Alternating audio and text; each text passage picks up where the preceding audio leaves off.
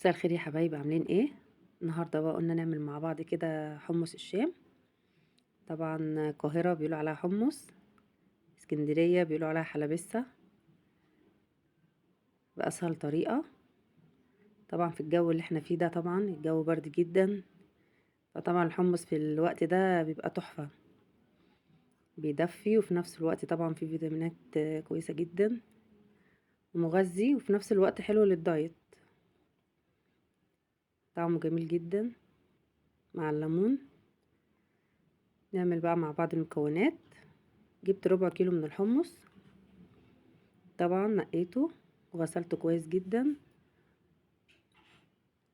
ونقعته طبعا من قبلها بيوم. حطيته في ميه من قبلها بيوم، تاني يوم او حطيته في الحله بتاعتنا بالميه بتاعته اللي اتنقع فيها. نرفعه بقى على النار. بعد كده نحضر بقى القوط عقبال ما يستوي.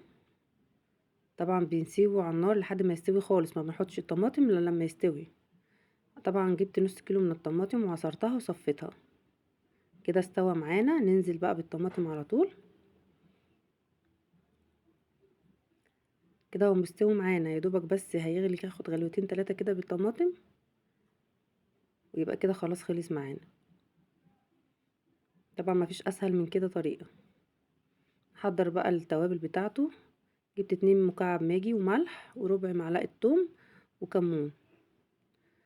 طبعا يعني هو الحمص بيحب الكمون طبعا والليمون، بس انا بحط الليمون في المج على طول، ما بحطش في الحلة. حط طبعا التوابل، يا دوبك غلوتين 3 بس كده بالثوم والتوابل، كده يبقى خلاص كده خلص معانا. طعمه بقى تحفة تحفة بجد. بألف هنا عليكم. كده خلاص خلص معانا. كده خلص معانا اهو. هنجيب بقى المج بتاعنا، نفضيه بقى مع بعض. طبعا في الجو اللي احنا فيه دوت، عايز طبعا حمص شام، عايز عدس، عايز شعرية بلبن. ان شاء الله نعمل لكم بقى المرة الجاية شعرية بلبن. طعمه تحفة. طبعا معمول في البيت بنظافة وسهل جدا، مش محتاج اي حاجة.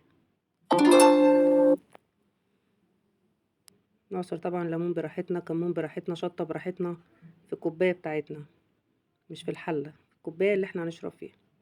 وبألف هنا.